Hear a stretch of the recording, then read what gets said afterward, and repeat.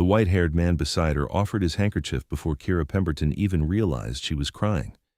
She blinked, startled by the square of ivory silk suddenly in her peripheral vision. The theater around them had gone silent, except for the mournful strings on screen and the occasional sniffle from other patrons. She'd been so absorbed in the film's final scene, a daughter reading her father's last letter, that she hadn't noticed the tears streaming down her face. "Thank you," she whispered, taking the handkerchief. Her fingers brushed his, and she was surprised by how cool his skin felt. The man nodded once, a small, precise gesture, then turned his attention back to the screen. Kira pressed the silk to her eyes. It smelled faintly of something she couldn't name. Cedar, maybe. Something old and expensive. The credits rolled. The lights came up slowly, mercifully dim. Kira dabbed at her face one more time before looking at the stranger properly. He was already standing, tall and unnaturally graceful, in a charcoal suit that looked tailored to perfection. His hair was white, not gray, and fell just past his collar. His skin was pale in a way that seemed deliberate, like marble carved with purpose. He looked at her. His eyes were dark, nearly black, and they held her gaze longer than was comfortable.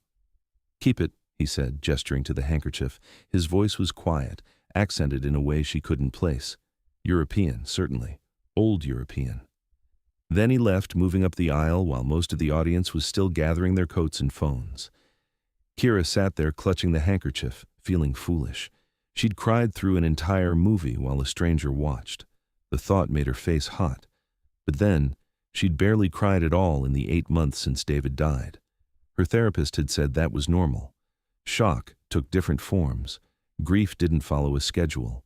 Kira had listened and nodded and paid her copay and gone home to her too-quiet apartment where everything still smelled like David's cologne because she couldn't bring herself to wash his bathrobe. Tonight was supposed to be progress, going out, doing something she used to enjoy. The art house theater on Morrison Street showed foreign films and independent dramas, the kind of cinema David had hated. He'd liked action movies, things that blew up. Kira had always wanted to see the sad, beautiful ones, and now she could, except it turned out that sad, beautiful movies made her sob like a child in front of elegant strangers. She stood, legs unsteady. The handkerchief was still in her hand.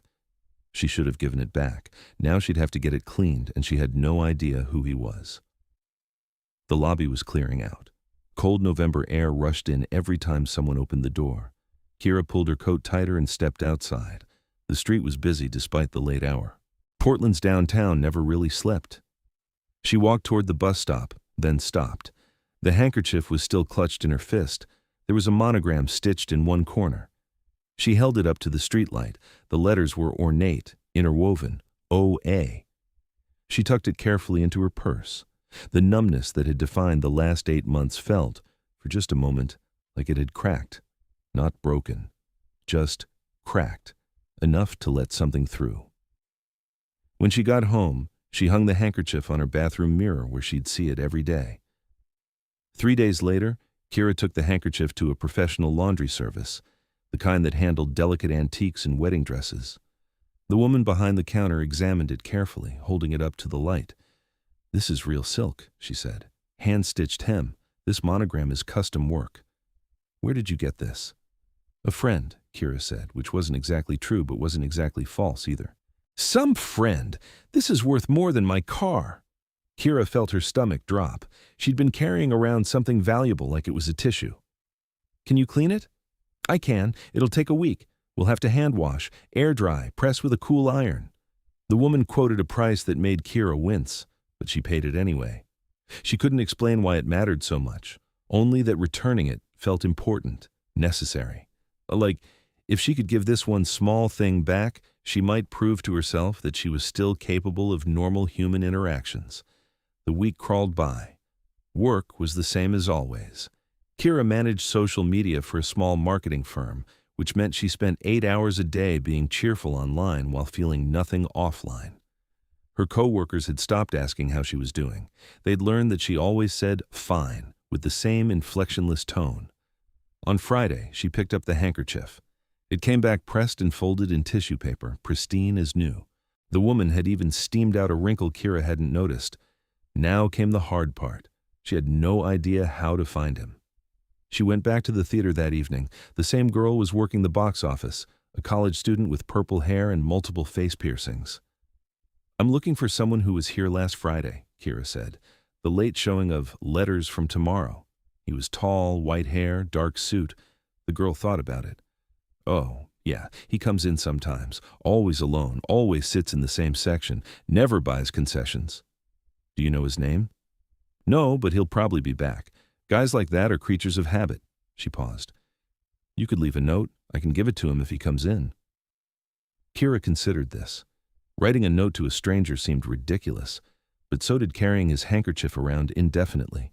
She borrowed a piece of paper and a pen, wrote carefully, "I have something of yours. I'd like to return it." Below that, her phone number and first name. She folded it twice and handed it over. "If you see him." "If I see him," the girl agreed. Kira went home feeling both relieved and stupid. This was ridiculous. He'd told her to keep it. He probably had dozens of handkerchiefs. He'd probably forgotten about her the moment he left the theater. Her phone rang 2 nights later. The number was local, but unfamiliar. Kira almost didn't answer. She'd been getting spam calls constantly, but something made her pick up. "Is this Kira?" The voice was the same as she remembered, quiet, accented, careful with each word. "Yes. Did you get my note?" "I did. You wish to return the handkerchief." "I had it cleaned. It seemed wrong to keep something so nice." There was a pause. That was unnecessary, but kind. Another pause. Kira realized she was holding her breath. "There's a coffee shop on 3rd and Burnside," he said. "Allegro. Do you know it?" "I can find it. Tomorrow evening, 6 o'clock if that's convenient." "That works," Kira said. Her heart was beating faster than it should be. This was just returning a handkerchief. It didn't mean anything. "I look forward to it," he said, and hung up before she could respond. Kira stared at her phone. She'd just made plans with a man. A strange man. A strange man who'd watched her cry in a movie theater and then given her silk that cost more than a car. This was either the beginning of something or a terrible idea. Possibly both. She wore the blue dress, the one David had always said brought out her eyes. Then she changed into jeans and a sweater because the dress felt like trying too hard. Then back to the dress because the jeans felt like not trying at all. She settled on dark slacks and a cream blouse. Professional, neutral. The kind of thing you'd wear to return borrowed property. Allegro turned out to be a small European-style cafe tucked between a bookstore and a vintage clothing shop. It had marble-top tables and velvet chairs and prices that suggested tourists, not locals. Kira arrived 10 minutes early and waited outside, clutching her purse with the handkerchief folded carefully inside. He arrived exactly at 6. She recognized his walk first. That inhuman grace, like he was gliding rather than stepping. He wore another suit, this one navy, with a white shirt open at the collar. His hair was pulled back, showing the sharp angles of his face. "Kira," he said, and offered his hand. She shook it. His skin was still cool, and his grip was gentle but firm. "I don't actually know your name." "Orpheus," he said. "Orpheus Ashford." It was a strange name, old-fashioned, the kind of name you found in Gothic novels or history books, but it suited him. They went inside. Orpheus held the door, then pulled out her chair. His manners were impeccable, the kind that felt automatic rather than performative. A waiter appeared immediately, as if he'd been watching for Orpheus specifically. "The usual, Mr. Ashford." "Please, and whatever the lady would like." Kira ordered coffee, though she suspected she wouldn't be able to drink it. Her stomach was already tight with nerves. When the waiter left, she pulled out the handkerchief and set it on the table between them.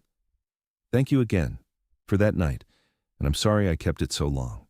Orpheus picked it up, examined it, then folded it precisely and tucked it into his jacket pocket. "You had it cleaned." "I cried all over it. It seemed necessary." "You were moved by the film. There's no shame in that." Kira looked down at her hands. I'm not normally—" She stopped, frustrated with herself. "You don't usually cry," Orpheus finished quietly. "That night was unusual." "Yes," the waiter returned with their drinks. Orpheus had ordered something dark in a small cup. It looked like espresso but smelled strange, herbal and bitter. "May I ask you something personal?" Orpheus said. Kira tensed. "You can ask." The film's theme was loss, specifically losing a parent, but you wept as though you were grieving something closer. Her throat tightened. My husband died 8 months ago. Orpheus was quiet for a moment. His dark eyes stayed on her face, not with pity, but with something else. Understanding, maybe. I'm sorry, he said. That's inadequate, but I am. Everyone's sorry. It doesn't change anything. The words came out harsher than she meant. I'm sorry, that wasn't fair. It was honest. That's better than fair. Kira picked up her coffee. It was too hot to drink, but she tried anyway, needing something to do with her hands. Can I ask you something? Of course. Why did you help me? You didn't know me. Most people would have just ignored me. Orpheus considered this. Most people are comfortable with others' discomfort. They'd rather look away than acknowledge pain. He paused. I found I couldn't look away from yours. Something about the way he said it made Kira's chest feel warm and tight at the same time. They talked for an hour. Orpheus asked questions that felt careful, never pushing but genuinely curious. Where did she work? What had brought her to Portland? Did she like living alone? Kira found herself answering honestly, which surprised her. She'd spent months deflecting these exact questions from well-meaning friends and co-workers. She learned that Orpheus owned several properties in Portland, real estate investment he called it, though he was vague about details. He'd lived in the city for 3 years, but had spent most of his life in Europe. He spoke 5 languages. He preferred old films to new ones. He did not, she noticed, eat or drink anything. The cup in front of him sat untouched. Are you feeling all right? She asked, gesturing to his drink. Perfectly well. I'm not thirsty. Then why did you order something? A small smile touched his mouth. It was the first time she'd seen any expression beyond careful politeness. Social convention. People are uncomfortable when you don't order anything. So you're very concerned with making people comfortable. In certain contexts, yes. The way he said it made her think there were other contexts where he was very much not concerned with comfort. She didn't ask about those. When she finally checked her phone, it was past 7:30. I should go. I have an early morning tomorrow. Orpheus stood immediately and pulled out her chair. May I drive you home? I took the bus. I can take it back. Please, it's already dark and the buses aren't safe this late. Kira wanted to argue she'd taken the bus at night hundreds of times, but the truth was she'd feel safer with him, which was absurd because she barely knew him, but the feeling persisted anyway. His car was a black Mercedes, sleek and expensive, and exactly what she would have expected. He drove carefully, hands relaxed on the wheel, and didn't ask for directions until they were close. When he pulled up outside her apartment building, he didn't immediately unlock the doors. I enjoyed this evening, he said, more than I expected to. Me too, Kira admitted. Would you object to doing it again? Her heart did something complicated. Like a date? If you're comfortable with that term, yes. She should say no. She should say it was too soon, that she wasn't ready, that she needed more time. Those were the logical answers. Instead, she said, okay. Orpheus's expression shifted. Not quite a smile, but something warmer. Friday evening? Dinner, if you'd like. Friday works. She got out of the car, feeling lighter than she had in months. As she climbed the stairs to her apartment, she looked back. The Mercedes was still there, idling at the curb, watching until she was safely inside. The numbness that had defined the last 8 months felt smaller now. Not gone, but receding. Friday arrived both too quickly and not quickly enough. Kira changed clothes 4 times before settling on the blue dress after all. It felt right this time. Not like she was trying to be someone she wasn't, but like she was remembering someone she'd been before grief had hollowed her out. Orpheus picked her up at 7. He wore another suit, this one charcoal gray, and he looked at her in a way that made her feel seen. Not examined or judged, just genuinely noticed. You look beautiful, he said, and it didn't sound like a line, just a fact he was stating. Thank you. You look good, too. They went to a restaurant on the waterfront, the kind with white tablecloths and a wine list thicker than a phone book. The host greeted Orpheus by name and led them to a corner table with a view of the river. Kira ordered salmon. Orpheus ordered nothing except wine, which he poured for her but didn't drink himself. You're not eating again, she said. I have a restricted diet, medical condition. He said it smoothly, like he'd explained this many times before. What kind of medical condition? Rare, genetic, boring, honestly. It didn't feel boring. It felt like a deflection, but Kira let it go because she didn't want to push. Not yet. They talked about films. Orpheus had seen hundreds she'd never heard of, classics from the 40s and 50s, foreign cinema from every continent. He spoke about them with quiet passion, the most animated she'd seen him. "You should have been a film critic," Kira said. "I considered it once, a long time ago." The way he said "long time ago" felt weighted, like he meant decades rather than years. Halfway through dinner, Kira's phone buzzed. She glanced at it and felt her stomach sink. A text from David's mother. Called again, still going to voicemail. "Are you okay?" She set the phone face down. "Bad news?" Orpheus asked. "Just complicated family stuff." She didn't elaborate, and he didn't ask, but the mood had shifted. The lightness she'd felt earlier was gone, replaced by the familiar weight of obligation and guilt. She should call David's mother. She should visit. She should be a better daughter-in-law to a woman who'd lost her son. She should. "Kira," Orpheus's voice was quiet. "Where did you go just now?" She looked up. "What? You disappeared. You're still sitting here, but you're gone somewhere else." It was unsettling how well he could read her. "I'm fine. That's the second time you've said that. I'm beginning to suspect it's never true. You don't know me well enough to make that judgment." "Then help me know you better." The words caught her off guard. Not "let me know you," but "help me." Like it was something they'd do together. "David's mother wants me to come over," she said finally. "She calls a lot. I know she's lonely and I know I should visit, but every time I think about going back to that house, I can't breathe." "Then don't go." "It's not that simple." "Why not?" "Because she lost her son, and I'm the only connection she has left to him. And if I cut her off, I'm the terrible person who abandoned her grieving mother-in-law." Orpheus was quiet for a moment. Then he said, "You're allowed to protect yourself, even from people who are suffering." It was such a simple statement, but it hit Kira like a physical thing, permission she hadn't known she needed. "I don't know how to do that without feeling guilty," she admitted. "Guilt is often just evidence that you care. It doesn't mean you're wrong." They finished dinner. Orpheus paid despite her protests, and they walked along the waterfront afterward. The November air was cold, and Kira wished she'd brought a heavier coat. Without a word, Orpheus took off his jacket and draped it over her shoulders. It was warm, which didn't make sense given how cold his hands had been.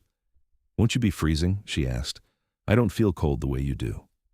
Another strange statement, another non-answer.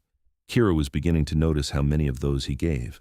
They stopped at a railing overlooking the water. The city lights reflected on the dark surface, fracturing into 1,000 bright pieces. "Can I ask you something?" Kira said. "Always." "Why me? I'm a mess right now. I'm barely holding my life together. There have to be easier people to spend time with." Orpheus turned to face her fully. In the dim light, his eyes looked almost black. "I'm not interested in easy. I'm interested in you." "But why?" He seemed to choose his words carefully. "Because when you cried at that film, it was the most honest thing I'd seen in years. Because you're trying so hard to be fine when you're not, and that kind of strength is rare. Because..." He stopped. "Because what?" "Because I haven't felt this way in a very long time, and I'm not entirely sure what to do about it." Kira's heart was racing. "What way?" But Orpheus just shook his head. "It's too soon to say. I don't want to burden you with something you're not ready for." They stood there in the cold, not touching, but the air between them felt charged. Kira had the strange sensation that something important was happening, something that would matter later.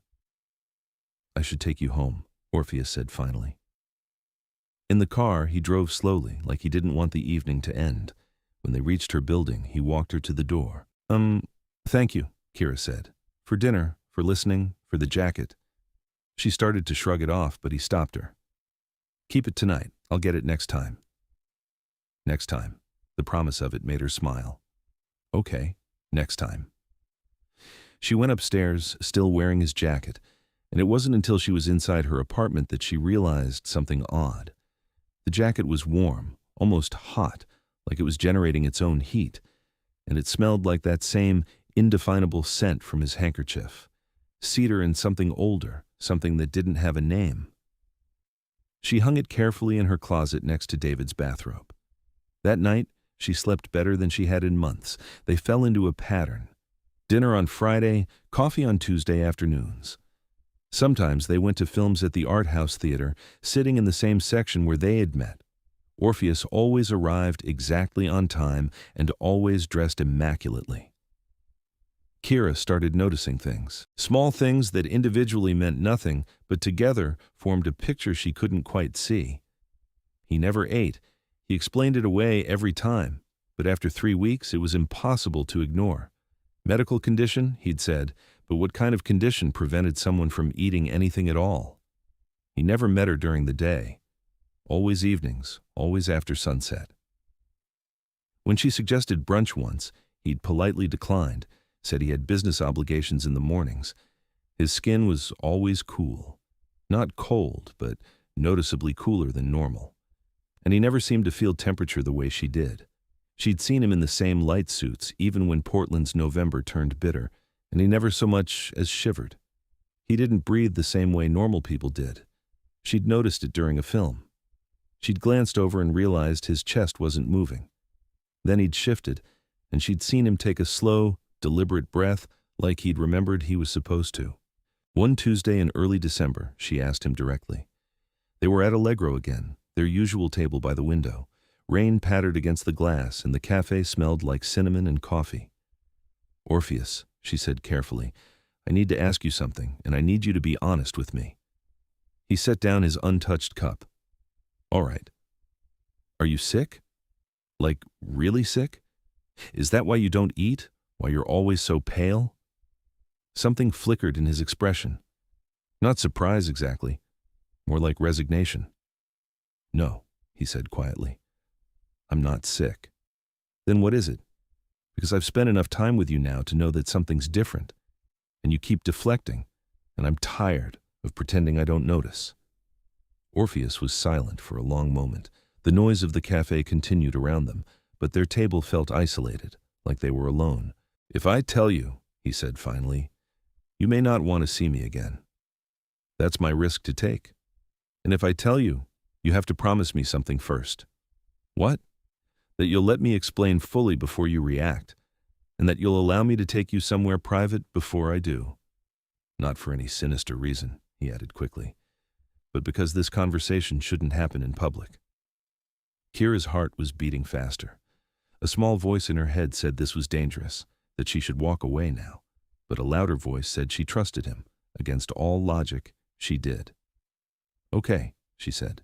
Relief crossed his face. "Thank you. My car is outside." They drove in silence. Orpheus headed west toward the hills outside the city where the houses got larger and the lots more private.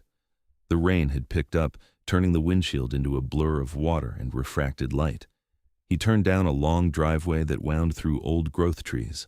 At the end stood a house that looked more like a manor, all stone and tall windows and architectural details from another century. "You live here?" Kira asked. "Yes, for the last 3 years." He parked and came around to open her door, led her up stone steps to a heavy wooden door that opened into a foyer with marble floors and a chandelier that looked like it belonged in a museum. The inside was exactly what she would have expected. Antique furniture, oil paintings in gilded frames, shelves lined with leather-bound books. It was beautiful and intimidating, and felt like stepping into another era. Orpheus led her to a sitting room with a fireplace that was already burning. He gestured for her to sit on a velvet sofa, then stood by the mantel, his back to the fire. "Before I explain," he said, "I want you to know that I would never hurt you. What I am doesn't change that. If anything, it makes it more true." "What you are," Kira repeated, "not who." "Yes." Her mouth was dry. "Just tell me." Orpheus met her eyes. "I'm a vampire." The words hung in the air. Kira waited for him to laugh, to say it was a joke, but he just stood there watching her with that same careful expression. "That's not funny," she said. "I'm not joking. Vampires aren't real." "Yes, we are." Kira stood up. Stood. Her legs felt unsteady. "Okay, I'm leaving now. I don't know what this was, but I'm done." "Kira, please, let me prove it." "Prove what? That you're delusional?" "That I'm telling the truth." He moved closer, not threatening, just deliberate. You've noticed things, the lack of eating, the cool skin, the fact that I'm only ever available after dark. You've noticed and you've been trying to rationalize it, but deep down you already know something is different. She wanted to deny it, but she couldn't, because he was right. She had noticed. "Let me show you," Orpheus said quietly. Before she could respond, he opened his mouth, his canines elongated, sliding down into points that were unmistakably fangs. Then they retracted, and his mouth looked normal again. Kira felt the room tilt. She sat down hard on the sofa. "I know this is difficult to accept," Orpheus said. "Take your time." "Vampires," she said faintly. "You're saying vampires are real?" "Yes." "And you're one of them?" "Yes." "And you've been what, dating me? Why?" "Because He stopped, seemed to struggle with something. "Because the night I met you, something shifted. I came to that theater to escape a tedious council meeting. I'd planned to sit alone in the dark and think about anything other than politics. And then you started crying, and I found I couldn't ignore it. Couldn't ignore you." "Council meeting," Kira repeated. "What council?" "The Vampire Council. He hesitated. "I'm the king of the North American vampire territories." She laughed. It came out high and slightly hysterical. "Of course you are. Why not? This night can't get any weirder." "I understand you're overwhelmed." "Overwhelmed. That's a word for it." She pressed her hands to her face. "Okay, let's say I believe you. Let's say vampires are real and you're their king. What do you want from me?" "Nothing. Everything. I don't know." Orpheus moved to sit in a chair across from her, careful to keep distance between them. "I'm being honest when I say I've never felt this way before. And I've lived a very long time." "How long?" 347 years. Kira's brain stuttered over the number. "You're over 300 years old." "Yes. And you look 30. I was turned when I was 32. That's how old I'll look until I die, which likely won't happen for several more centuries." This was insane. All of it. She should leave, should run, should never look back. But instead, she found herself asking, what does a vampire king do? Orpheus seemed surprised by the question. "Govern, mediate disputes, enforce our laws, manage our interactions with humans, or rather, manage the fact that humans don't know we exist." "How many vampires are there?"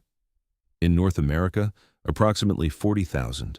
Worldwide, closer to 200,000. That's a lot of vampires. It's a lot of secrecy to maintain." Kira's mind was racing, trying to fit this new information into her understanding of the world. "The handkerchief. That first night. You knew I was human, right? That's not something you do for other vampires?" "We can cry, but it's rare. Emotions become muted after a few decades. I saw you weeping openly, and it was..." He searched for words.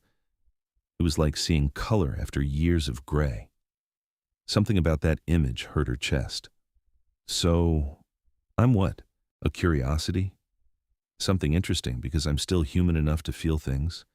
"No, you're not a curiosity. You're..." He stood abruptly, moved to the window. "I'm handling this poorly. I should have told you sooner, but I was afraid you'd react exactly as you're reacting now." "How am I reacting?" "Like you're looking for a reason to leave." She was. He was right. But she was also still sitting here, which had to mean something. "Tell me about the council," she said. "The one you were escaping from that night." Orpheus turned back to face her. "It's tedious. Political maneuvering, power plays, vampires who've lived too long and forgotten how to adapt to a changing world. I'm required to attend once a week, and I find most of it insufferable." "But you're the king. Can't you just make them do what you want?" "A king who rules by force doesn't last long, especially when his subjects are immortal and patient." He moved back to his chair. "I was crowned 100 years ago, and I've spent most of that time trying to modernize our laws. It's slow work." "What kind of laws?" "Feeding regulations, territory disputes, consequences for exposing our existence, how we handle vampires who break our codes." "Feeding," Kira said. The word felt heavy. "You mean blood?" "Yes." "Do you kill people?" "No, never. That's been illegal for over a century. We have sources, blood banks, willing donors, synthetic alternatives. Killing humans is one of the few crimes that results in immediate execution. But you still need blood. Yes, I won't lie to you about that. Kira processed this. It should have been horrifying. But somehow it just felt like another fact to file away.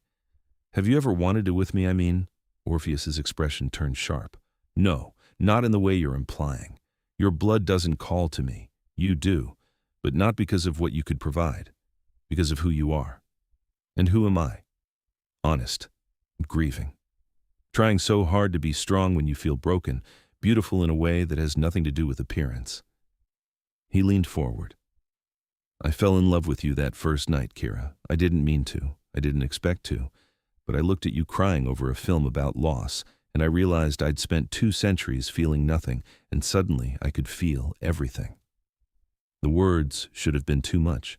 They should have sent her running, but instead, they settled into her chest and made her feel warm. You love me, she said quietly. Yes. You barely know me. I know enough. And I'd like to know more if you'll let me. Kira sat with this. A vampire king had just told her he loved her.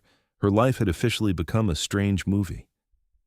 I need time, she said finally, to process this, all of it. Of course, I'll take you home. And I have questions. A lot of questions.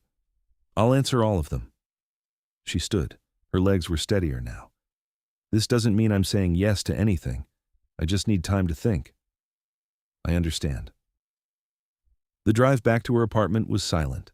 When Orpheus pulled up to the curb, he didn't move to open her door this time, just sat with his hands on the wheel, staring straight ahead. I meant what I said, he told her, about never hurting you. Whatever you decide, that won't change. Kira nodded and got out of the car. She made it all the way up to her apartment before her hands started shaking. She didn't sleep that night, just lay in bed staring at the ceiling, trying to reconcile everything she'd learned. Vampires were real. Orpheus was one of them. He was over 300 years old and ruled all the vampires in North America, and he'd fallen in love with her after watching her cry at a movie. It was absurd. All of it. But it also explained everything. The strange mannerisms, the inhuman grace, the way he seemed to exist slightly apart from normal society. It all made sense now. By morning, she'd made a decision. She called him at 7, knowing he probably wouldn't answer. Vampires slept during the day, right? But he picked up on the second ring. Kira. He sounded alert, not groggy. Are you all right? I want to talk. Can you meet me tonight? Of course, where? The theater where we met. They're showing something French at 8. I'll be there. She hung up and immediately doubted herself. But it was too late now. That evening she arrived early and bought 2 tickets, sat in the same section where they had met, leaving an empty seat beside her. The theater filled slowly, people clustering in small groups. Orpheus arrived 5 minutes before the film started. He sat down next to her without a word, and they stayed silent as the lights dimmed and the opening credits rolled. The film was a period drama, something set in the 1800s with sweeping landscapes and elaborate costumes. Kira barely registered the plot. She was too aware of Orpheus beside her, perfectly still in that inhuman way. Halfway through, she reached over and took his hand. His fingers were cool, but they closed around hers gently. He didn't look at her, but she felt something shift, tension releasing. When the film ended and the lights came up, she finally turned to face him. I've been thinking, she said, about what you told me. And? It's insane. All of it. I should probably run away and never look back. Probably, he agreed. But I'm not going to. Because the truth is, you're the first person in 8 months who's made me feel like I'm not drowning. And I don't want to lose that. Even if it means accepting that vampires are real and I'm apparently dating one. Something in Orpheus's expression softened, not quite a smile, but close. You're sure? No, but I want to try anyway. He lifted her hand and pressed his lips to her knuckles. The gesture was old-fashioned, courtly, and it made her heart skip. Thank you, he said quietly. They left the theater hand in hand. The night was cold and clear, stars visible despite the city lights. Orpheus walked her to his car, and this time when he opened the door, she leaned up and kissed his cheek. I have questions, she said. So many questions. I have time to answer them. He paused. I have nothing but time." They spent the next hour parked by the river, talking. Kira asked about everything. What it felt like to be turned, how vampire society worked, what the council was really like, whether he missed being human. Orpheus answered honestly, sometimes painfully so. He'd been turned during a plague outbreak in London in 1678. He'd been dying, and a vampire had offered him a choice. Most of his human family was already dead. He'd chosen immortality over joining them. "Do you regret it?" Kira asked. "Sometimes. Immortality sounds romantic until you've lived long enough to watch everyone you care about die." He looked at her. "But I don't regret meeting you. Even though I'm mortal? Even though I'll die eventually and you won't?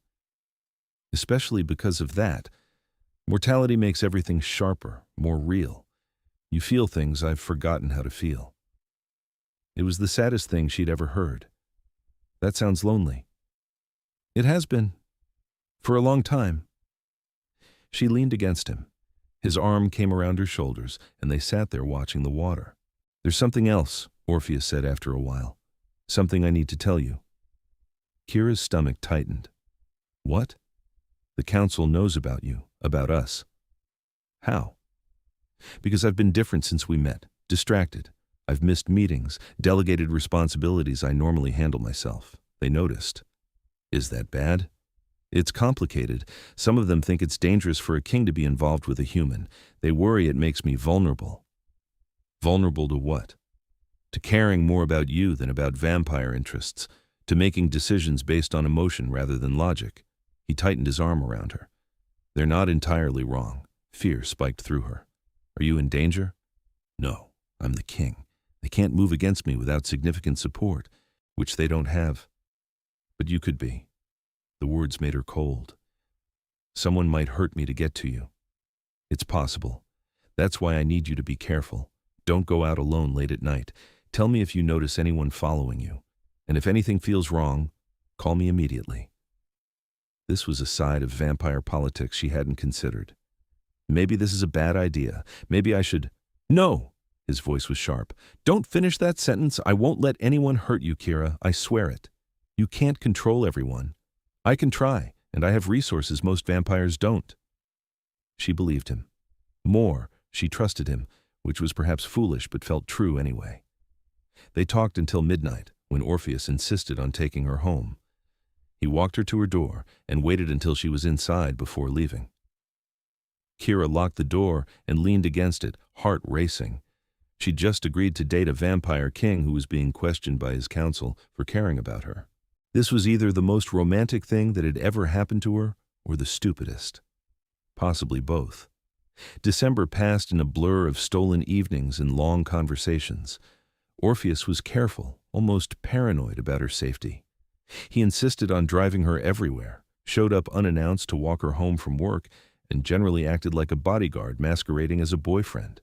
Kira found it alternately endearing and suffocating. "I can take care of myself," she told him one evening. They were at his house, sitting by the fire.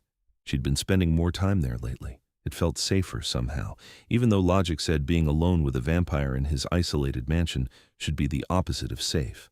"I know you can," Orpheus said, "but indulge me anyway.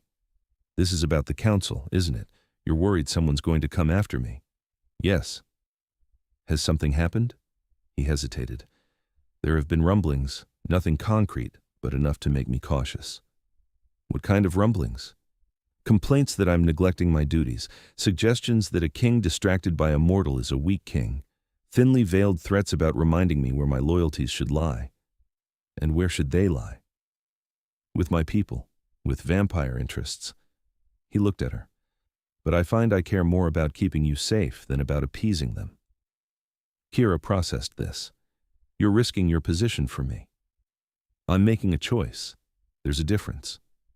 "Orpheus?" "I've been king for a century, Kira. I've spent that entire time being what they needed me to be. Impartial, logical, ruthlessly pragmatic. And I was good at it because I didn't care about anything enough to be compromised." He took her hand. "You changed that. For the first time in 200 years, I care about something more than duty, and I won't apologize for it." The declaration should have terrified her. Instead, it made her feel brave. "What do we do?" she asked. "We're careful. We wait. Most of the council is just posturing. They'll complain, but they won't act. The ones who might are being watched." "Watched by who?" "I have allies. Vampires who think our society needs to evolve, who believe that caring about mortals isn't weakness. They're a minority, but they're loyal." It was the most he'd ever said about vampire politics. Kira realized how carefully he'd been shielding her from that world, keeping her separate from the danger and complexity of his position. "I want to understand," she said. "All of it, not just the parts you think are safe to tell me." Orpheus studied her. "It's ugly, Kira. Power struggles and ancient grudges and vampires who've lived so long they've forgotten how to be anything but cruel." "I can handle ugly. I've been living in it for 8 months. He flinched slightly. "That's different." "Is it? You keep trying to protect me, but maybe I don't need protection as much as I need honesty." After a long moment, he nodded. "All right, ask me anything." So she did. They talked until dawn, Kira asking questions and Orpheus answering with a candidness that felt like trust. She learned about vampire factions, about the old families who still clung to feudal power structures, about the younger vampires pushing for reform. She learned that Orpheus's position was more precarious than she'd realized, balanced on alliances and reputation and the constant threat of challenge. "Has anyone ever tried to overthrow you?" she asked. 3 times. The last was 40 years ago. It didn't end well for them." The casual way he said it sent a chill through her. "What happened?" "Vampire law is clear. Anyone who challenges the king and loses forfeits their life." He met her eyes. "I didn't enjoy it, but I didn't hesitate either. A king who shows mercy to traitors doesn't stay king for long."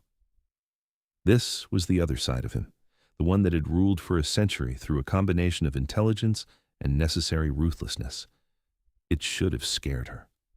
Instead, it made him feel more real. Not a fairy tale prince, but a complicated being who'd survived centuries of politics and violence. "I don't know how to reconcile that," she admitted. "The man who gave me his handkerchief and the king who executes traitors. They're both me. I'm not always kind, Kira. I can't afford to be. But you are with me." "Yes, with you I can be." She kissed him then, impulsively. His lips were cool against hers, and he held still for a moment as if surprised. Then he kissed her back, one hand coming up to cup her face. When they broke apart, he was looking at her like she was the most precious thing he'd ever seen. "I love you," he said. "I should have said it sooner, but I was afraid." "Of what?" "That you'd think it was too fast, that you weren't ready, that I was taking advantage of your grief." "Are you?" she asked quietly. "No. Or at least, I'm trying not to be. But you need to tell me if this is too much, if you need more time." "I love you too," Kira interrupted. Orpheus went very still. "You do?" "Yes. I don't know when it happened exactly, but it did. And it's terrifying and probably too fast and completely insane, but it's true." He pulled her close, and she rested her head against his chest. She couldn't hear a heartbeat, which was strange, but his arms around her felt safe anyway. They stayed like that until the sun came up. Orpheus didn't sleep. Vampires didn't need to, apparently, but he held her while she dozed, and when she woke, he was still there, still watching her with that same careful tenderness. The first real threat came in mid-January. Kira was leaving work late, later than usual because of a deadline. Orpheus had texted that he'd pick her up, but she'd told him not to bother. It was only a few blocks to the bus stop, and she needed to prove to herself that she could still do normal things without a vampire escort. She made it 2 blocks before she noticed the man following her. He was tall, pale-skinned like Orpheus, with dark hair and a long coat. He wasn't bothering to hide his interest, just walking 30 feet behind her at the same pace she was walking. Kira's heart started racing. She pulled out her phone and called Orpheus. He answered immediately. "What's wrong?" "Someone's following me. I think he might be one of you." "Where are you?" His voice had gone sharp. She told him, heard him swear softly.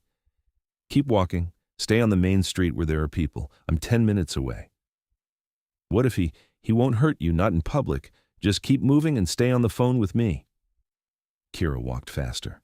The man behind her matched her pace. She glanced back and saw him watching her with an expression she couldn't read. Not angry, exactly. More evaluating. Kira, Orpheus's voice in her ear, steady and calm. Talk to me. What's he doing? Just following. He's not getting closer, but he's not leaving either. Good, that's good. He's making a point, not a genuine threat. What point? That they can reach you if they want to. The words made her cold. That's supposed to make me feel better? No, but it means he won't actually do anything. This is intimidation, not action. Kira turned a corner onto a busier street. Shops were still open, people walking in and out. She felt marginally safer. I see you, Orpheus said suddenly. Look ahead. She looked up and saw his black Mercedes pulling to the curb 20 feet away. Relief flooded through her. She ran the last few steps and yanked open the door. The man following her had stopped, just stood there on the sidewalk, watching. Orpheus didn't drive away immediately. He got out of the car, straightened to his full height, and stared at the other vampire with an expression that could have frozen hell. The man held his gaze for a moment, then inclined his head in a gesture that looked like respect but felt like mockery. Then he turned and walked away, disappearing into the crowd. Orpheus got back in the car. His hands were tight on the wheel. Who is that? Kira asked. Matthias, an old vampire, very traditional. He's one of the council members who's been most vocal about his disapproval. Of us? Yes. He was trying to scare me. He was sending a message to both of us. Orpheus pulled into traffic, driving with careful precision. I'm sorry. I should have been there. You told me not to go out alone, and you wanted to prove you could handle normal life. I understand that. He glanced at her. But we're past the point where normal is safe. Kira's hands were shaking. Now that the immediate danger was past, fear was catching up. What does this mean? It means the council's getting bolder. Matthias wouldn't have approached you without at least tacit approval from others. So what do? We escalate. The word sounded ominous. Escalate how? I call an emergency session, force them to address this directly instead of through intimidation tactics. His jaw was tight, and I remind them exactly who they're dealing with. That night, Orpheus took her back to his house and didn't leave. He canceled his meetings, delegated his responsibilities, and stayed with her. They talked for hours, Kira asking every question she could think of about vampire politics and power and what would happen next. The emergency session is in 3 days, Orpheus explained. It's held at the council hall, which is neutral ground. I'll present your situation and demand formal protection. Will they agree? Some will, others won't. But I'm not asking for a vote. I'm invoking King's right, which means my decision is final. But they won't like it. No, but they'll have to accept it. Kira processed this. You're doing this for me. You're using your political capital to protect one human. Yes? That's going to cost you. I know. And you're doing it anyway. Kira. He took her hands. I've been king for a century. I've made 1,000 difficult decisions, balanced countless interests, sacrificed my own wants for the good of vampire society. And I've been miserable, not actively, but in a numb, distant way. Then I met you, and everything changed. He squeezed her hands gently. So yes, I'm doing this anyway, because a crown that costs me you isn't worth wearing. She wanted to argue, to tell him he was being foolish, that she wasn't worth a political crisis, but the look in his eyes stopped her. I love you, she said instead. I love you too, more than I thought I was capable of. The emergency session was held in an old building downtown, one of those historic mansions that had been converted into event space. Orpheus insisted Kira stay at his house with guards, but she refused. If this is about me, I should be there. It's not safe. Humans aren't allowed at council sessions. Then change the rule. You're the king, right? He stared at her. You want to attend a vampire council meeting. I want to stop being a problem that gets discussed in my absence. I want to face them. Something shifted in Orpheus's expression, surprise giving way to respect. All right, but you stay near me, and if anything feels wrong, you leave immediately. Deal. The council hall was exactly as intimidating as Kira had imagined. High ceilings, dark wood, a long table where 12 vampires sat in positions that suggested centuries of established hierarchy. They all turned to look when she entered with Orpheus, and the temperature in the room seemed to drop. "You brought the mortal." That was Matthias, the vampire who'd followed her. He spoke with a faint accent, German maybe. "Her name is Kira Pemberton," Orpheus said coolly. "And yes, I brought her. This session concerns her directly." "It concerns your judgment," a woman said. She was beautiful in that eerie vampire way, with white hair and sharp features, which has been notably compromised. "Lady Corvina," Orpheus's voice carried an edge, "you will speak with respect or you will leave. You don't command us here. This is neutral ground. I'm still your king. Or have you forgotten?" The tension in the room was thick enough to cut. Kira stayed close to Orpheus, trying to look braver than she felt. "Let's dispense with the posturing," said another vampire, this one male with a surprisingly kind face. "Orpheus, you invoked emergency protocol. Explain." One of you, specifically Matthias, approached Kira in a clear act of intimidation. He followed her through Portland, making sure she knew she was being watched. That constitutes a threat against someone under my protection. "She's mortal," Matthias said, "not under our jurisdiction and therefore not entitled to protection." "She's mine," Orpheus said, and the possessiveness in his voice made several council members shift uncomfortably. "Which means she's entitled to every protection I can provide. I'm invoking King's right. Kira is to be considered off limits. Anyone who approaches her, threatens her, or harms her will answer to me directly." "This is unprecedented," Corvina said. "So is a council member stalking a mortal to make a point?" "We're concerned," the kind-faced vampire said. "You've been distracted, Orpheus. You've missed meetings, delayed decisions, shown preference for mortal interests over vampire concerns. We need to know where your loyalties lie." "My loyalties," Orpheus said quietly, "are to creating a society where vampires can exist without being sociopaths, where we can care about things beyond power and territory, where maybe occasionally we remember what it was like to be human." He looked around the table. "Most of you have lived for centuries. You've forgotten what it's like to feel anything genuine. You've become exactly the monsters humans fear. And you're angry with me because I'm refusing to become that too." The silence that followed was profound. "You lecture us on morality," Matthias said finally, "while endangering us all for the sake of a mortal who'll be dead in 50 years. Maybe. But those 50 years matter more to me than the next 5 centuries of this."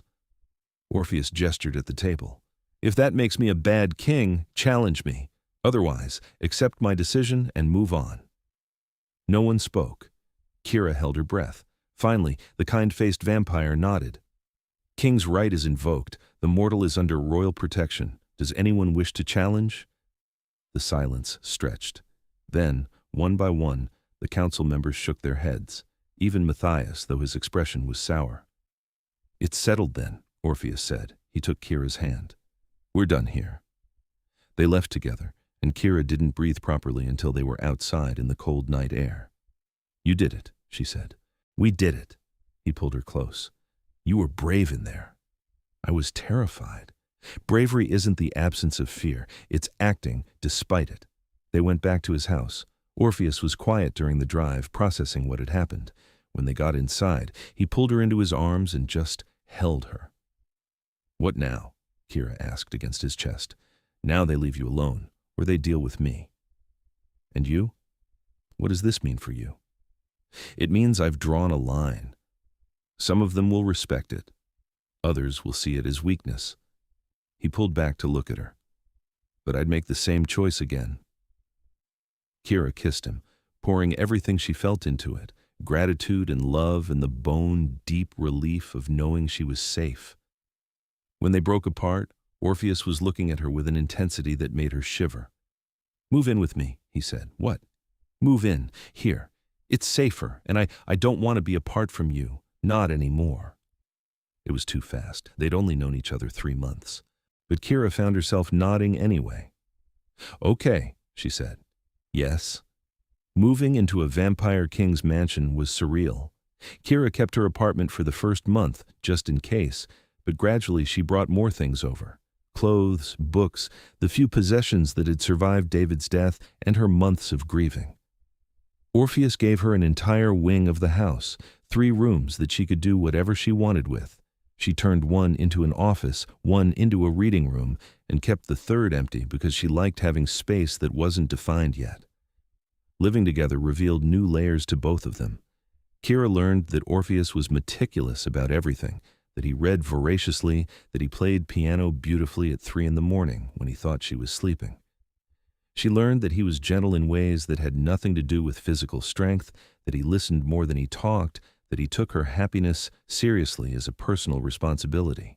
Orpheus learned that Kira was messier than she appeared, that she stress-baked at midnight, that she had nightmares about David's death that left her shaking and crying. He learned to hold her through those nights without trying to fix anything, just being there until the fear passed. They built a life, strange and unconventional, but theirs. In March, Kira finally called David's mother. She'd been avoiding it for months, letting calls go to voicemail and responding to texts with vague promises to visit soon.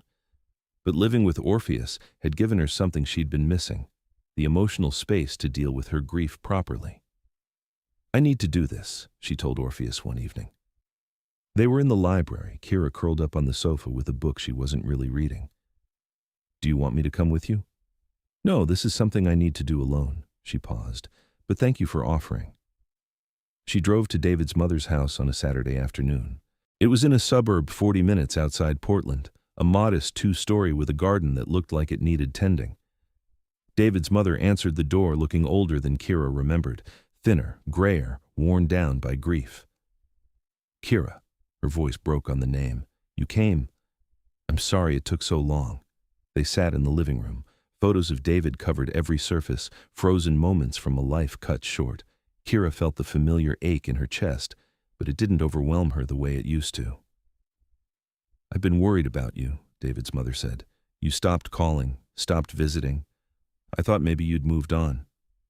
"I'm trying to," Kira said honestly. "It's been hard. For me too. He was my only child." They talked for an hour. David's mother wanted to reminisce, to remember her son, and Kira let her. She shared stories, looked at photos, said all the things she'd been too numb to say at the funeral. Finally, David's mother asked, "Are you seeing someone?" Kira tensed. "Yes, is that, are you upset?" "No." The older woman's eyes were wet. "No, honey, I want you to be happy. David would have wanted that too." She reached over and squeezed Kira's hand. "You're young.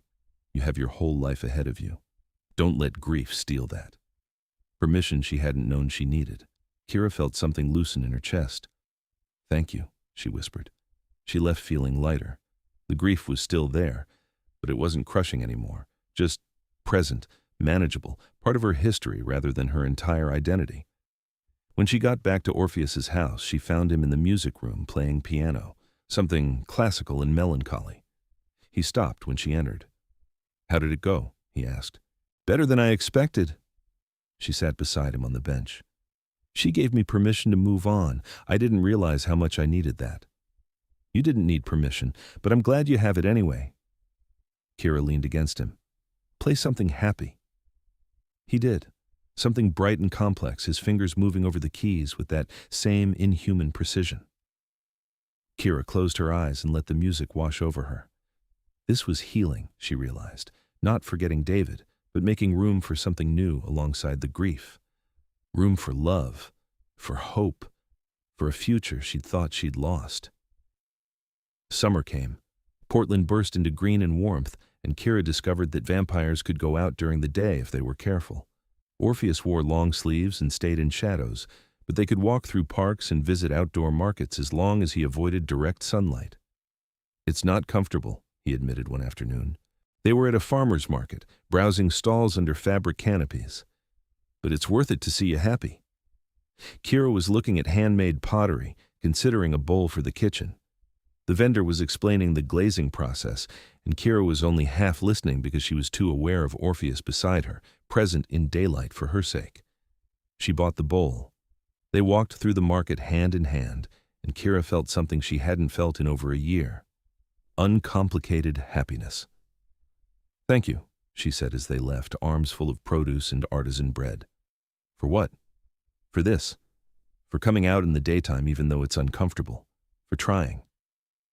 I'd do considerably more uncomfortable things for you." They loaded everything into the car.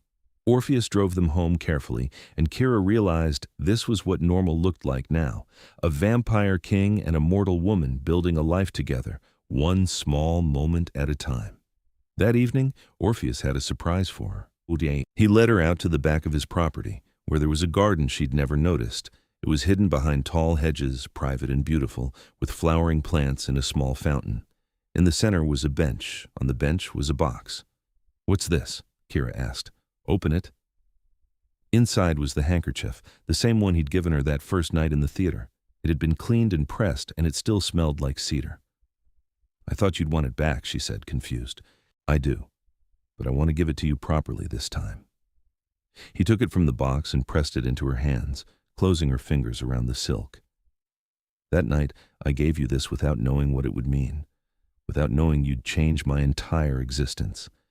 I'd like to give it to you again, now, as a promise." "What kind of promise?"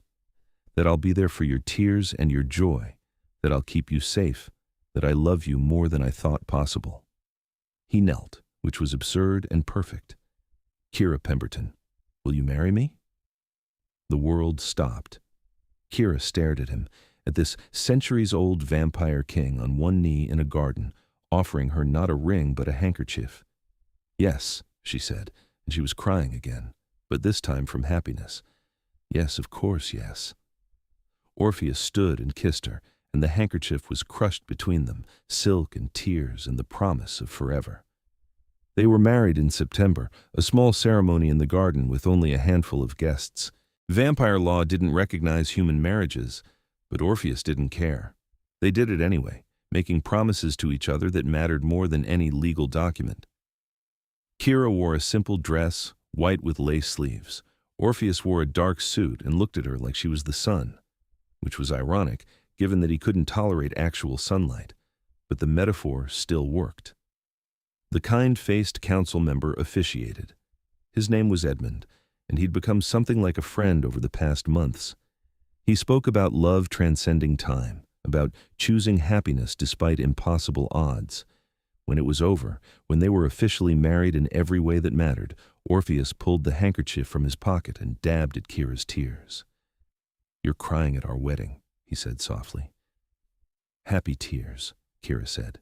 "That's allowed." "I suppose it is." They celebrated quietly. No reception, no big party. Just dinner with their few guests, then the house to themselves. Orpheus carried her over the threshold like humans did in old movies, and Kira laughed at the absurdity of it all. "I love you," she said as he set her down. "I love you too, for as long as I exist."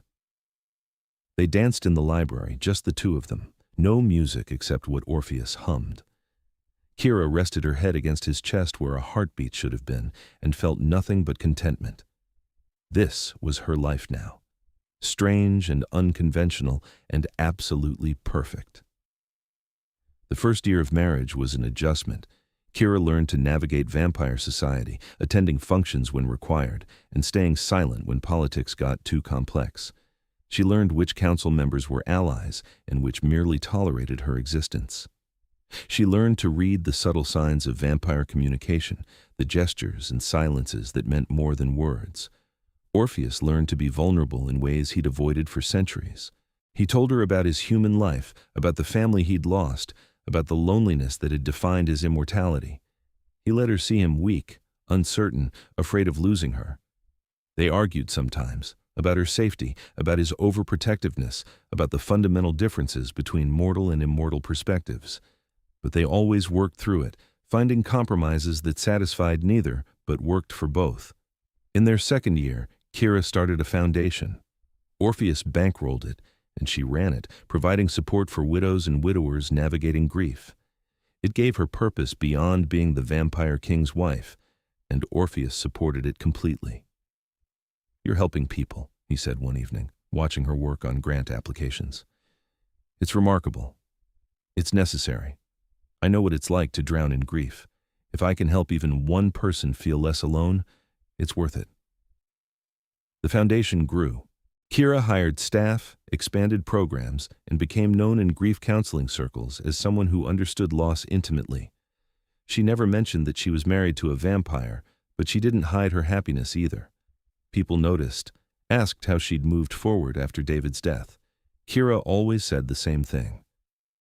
I found someone who reminded me that life doesn't end just because love does, that there's room in your heart for multiple stories. In their third year, the council accepted Kira fully.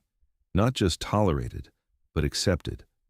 She'd proven herself useful. Her foundation had generated positive press that helped vampire integration efforts, and more importantly, Orpheus's rule had become stronger with her beside him rather than weaker. Edmund told her as much one evening. They were at a gallery opening, vampire art being shown to mortal patrons who had no idea what they were really seeing. "You've been good for him," Edmund said, gesturing to where Orpheus stood talking to a collector. "He was always a good king, but he was lonely. Made him cold. You thawed that. I didn't do anything special. You let him love you. For someone who'd given up on connection, that's everything." Kira watched her husband across the room. He was animated, engaged, more alive than Edmund's words suggested he'd been before they met. Pride bloomed in her chest. When they got home that night, she pulled him into the garden, to the bench where he'd proposed. "I want to tell you something," she said. "All right? I'm happy, completely, genuinely happy, and I wanted you to know that, because I don't think I tell you enough." Orpheus pulled her close. "You tell me every day, in 1,000 small ways." "I love you," she said for the 1,000th time. "I love you too," he said, like it was still new. "And I always will." Years passed. Kira turned 30, then 35. Her hair showed occasional grays, laugh lines appeared at the corners of her eyes. Orpheus stayed exactly the same, frozen at 32, and it was the only shadow on their happiness. They didn't talk about it much, the inevitable future where she grew old and he didn't. But it was there, present in every moment. On her 38th birthday, Kira brought it up directly. They were in the garden again. It had become their place for serious conversations. The fountain burbled peacefully, and stars were visible overhead. "I've been thinking," she said carefully, "about the future." Orpheus tensed. "All right. I'm going to age. In 20 years, I'll be almost 60 and you'll still look 30. People are already starting to notice." She took his hand. "We need to decide what that means." "I know. I've been thinking about it too." "Have you considered—" She stopped, unsure how to phrase it. "Turning you?" Orpheus finished quietly. "Yes. Constantly. And I'm terrified. Of asking. Of you saying yes. Of you saying no. All of it." Kira turned to face him. "I want you to ask, because I want the choice to be mine, not something that just happens because we're avoiding the conversation." Orpheus was quiet for a long moment. Then he said, "Kira Pemberton, would you like to become a vampire? To live with me, not just for your mortal years, but for centuries beyond?" The question hung between them. Kira had thought about this for months, weighing options, considering consequences. She'd researched what she could, asked Edmund questions, prepared herself for the weight of this decision. "Yes," she said finally, "but not yet. I want a few more years as human. I want to see my foundation established, want to experience aging a bit more, want to know I'm choosing this because I want it, not because I'm afraid of dying." "How many years?" 5. "When I turn 43, ask me again. If I still say yes, we'll do it." Relief crossed Orpheus's face. 5 years I can wait. 5 years is nothing. They sealed it with a kiss, and the future felt less daunting with a plan in place. Those 5 years were the happiest of Kira's life. She ran her foundation, traveled with Orpheus, learned everything she could about vampire society. She made peace with David's memory, visiting his grave once a year with flowers and quiet words. She maintained relationships with his family, sent cards on holidays, stayed connected to that part of her past. And she loved Orpheus completely, without reservation, without the shadow of grief, just pure, uncompromised love. When she turned 43, they went back to the garden. The same bench, the same fountain, the same stars overhead. "Are you ready?" Orpheus asked. Kira took a breath. She was scared, but she was certain. "Yes, I'm ready. The turning process was painful, but bearable. Orpheus stayed with her through 3 days of fever and transformation, holding her hand, whispering reassurance. When it was over, when she opened her eyes to a world that looked sharper and brighter, the first thing she saw was his face. "Welcome to immortality," he said softly. Kira sat up. Her body felt different, stronger, faster, more alive, despite technically being dead. She looked at her hands and saw them pale and perfect, unmarked by the aging that had just started to show. "How do you feel?" Orpheus asked. "Strange. Good. Like myself, but more." She looked at him. "I can hear your heart." "You can?" "It's faint, but it's there. I never knew vampires had heartbeats. Most don't, but I apparently do. Edmund says it's because I never fully let go of my humanity." He took her hands. "Are you okay? No regrets?" "No regrets," Kira confirmed. "Just ready to start forever." They eased into her new existence carefully. Kira had to learn to control strength she wasn't used to navigate a world that looked and sounded different.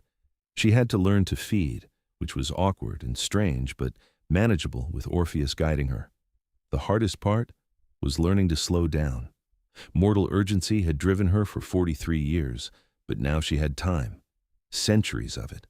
The pressure to accomplish everything immediately faded, replaced by the long patience of immortality. Her foundation continued, with trusted staff running day-to-day operations while Kira provided vision and funding. She became known in vampire circles for her humanitarian work, proof that vampires could care about mortal welfare. She and Orpheus traveled, places she'd always wanted to see, countries she'd only read about: Paris, Tokyo, Cairo, Buenos Aires. Orpheus showed her his favorite spots, places he'd visited decades or centuries ago. They made new memories in old cities, and Kira fell in love with the world all over again. On their 10th wedding anniversary, Kira's 7th as a vampire, they returned to Portland, to the art house theater where they had met, which had been preserved as a historic landmark. They bought tickets to a sad foreign film, sat in the same section, and watched together. When the ending made, Kira cried. Vampires could cry, it turned out. Just rarely Orpheus pulled out the handkerchief, the same one he'd given her 17 years ago. "Some things don't change," he said, dabbing at her tears. "I hope they never do," Kira said. They left the theater hand in hand, stepping into a Portland night that looked the same as it had decades ago, but felt completely different. They were different, changed by time and love and choices that had seemed impossible once. "Thank you," Kira said as they walked. "For what?" "For giving me your handkerchief that night, for falling in love with me, for giving me forever." Orpheus stopped walking, turned to face her under a streetlight. "I think I'm the one who should be thanking you. You saved me from an eternity of numbness. You reminded me what it means to feel." "So we saved each other?" "Yes, I suppose we did." They returned to their house in the hills, to the life they'd built together. Centuries stretched ahead, full of possibility and promise. They would face challenges, navigate vampire politics, watch the world change around them, but they would do it together. In the library later that night, Kira opened a drawer and pulled out a box. Inside was the handkerchief, carefully preserved. She held it up to the light, examining the monogram. "We should frame this," she said. "Put it somewhere we'll see it every day." "Why?" "Because it's where we started, the moment that changed everything." She smiled. "Our love story began with tears and a handkerchief. That's worth remembering." Orpheus took the silk from her hands and spread it carefully on a table. "Then we'll frame it. And every time we look at it, we'll remember that night. The movie, the tears, the moment I fell in love." "You fell in love that fast?" "Instantly, completely. Didn't even realize it was happening until it was too late to stop." Kira wrapped her arms around him. "I'm glad you didn't stop." "So am I." They stood there in the library, surrounded by centuries of books and history, and Kira felt the weight of forever settle around her shoulders. Not heavy, just present, a reminder that time was no longer her enemy. She had centuries now. Centuries to love Orpheus, to grow with him, to build a life that made sense only to them. The grief that had defined her mortal years had faded to a distant memory, integrated into who she was but no longer controlling her. David would always be part of her story, the love she'd lost, the grief she'd survived. But Orpheus was her future, her present, her choice, and she had chosen well. Months became years, years became decades. Portland changed around them, growing and evolving, but their house in the hills remained constant, a sanctuary where time moved differently. Kira's foundation outlived her mortal lifespan, becoming an institution that helped thousands. She watched humans she'd trained take over, watched her programs expand beyond anything she'd originally envisioned. It was strange and wonderful, seeing her legacy grow while she stayed the same. Orpheus's rule became legendary. The vampire king who'd chosen love over politics, who'd reformed vampire law to allow for connections with mortals, who'd proven that immortality didn't require emotional death. Other vampires started following his example, carefully building relationships with humans, contributing to society rather than preying on it. Edmund called it the Ashford Revolution, which made both Kira and Orpheus laugh. On their 50th wedding anniversary, the council threw them a celebration. Vampires from across North America attended, and many of them brought human partners. The world had changed, vampire society had evolved, and it was in no small part because of what Kira and Orpheus represented. "Look at what you started," Edmund said to them during the party. "Half the vampires here have mortal companions now. You made it acceptable to love." "We just lived our lives," Kira said. "Sometimes that's enough." Late that night, after the guests had left and the house was quiet again, Kira and Orpheus returned to their garden, to the bench where so many important moments had happened. The handkerchief, now professionally framed, hung in their bedroom, but Kira could picture it clearly. 50 years, she said. "That's longer than my entire mortal life. And we have so many more ahead of us. What do you think we'll be doing in another 50 years? Orpheus considered this. Still sitting in this garden, probably. Still talking about how lucky we are. You think we'll still feel lucky? I know we will, because I fall in love with you again every single day." It was sappy and romantic and absolutely true. Kira leaned against him, feeling his arms come around her, and thought about that night 17 years ago. The movie, the tears, the handkerchief offered by a stranger. She'd been so numb then, so lost in grief that she'd forgotten how to feel anything else. And then Orpheus had reminded her, not with grand gestures or dramatic declarations, but with simple kindness. A handkerchief when she needed one, protection when she was afraid, love when she was ready to accept it. "I cried at a sad movie," she said softly, "and you fell in love." "I did. Best decision I ever made." They sat in comfortable silence, watching stars wheel overhead. The world kept turning, time kept moving, but they remained constant. Two people, one mortal turned vampire, one vampire who'd rediscovered his humanity, choosing each other again and again. The numbness Kira had feared during those early widowed months was gone completely. She felt everything now, joy and sorrow, hope and fear, love and desire, the full spectrum of emotion that made existence worth experiencing. And beside her was the person who'd helped her remember how to feel. The vampire king who'd given her his handkerchief, and in doing so, changed both their lives forever. "I love you," Kira said, because it needed to be said again. "I love you too," Orpheus replied, "for all eternity." And in that garden, under stars that would outlive them both, they held each other and believed it. Because their love had survived grief and danger and the passage of time. It had transformed them both, made them better, given them purpose. The handkerchief that had started everything was just silk and thread, but what it represented, kindness, connection, love given freely, was immortal in its own way. Kira Pemberton had cried at a sad movie. Orpheus Ashford had handed her his handkerchief, and in that simple gesture they'd found forever.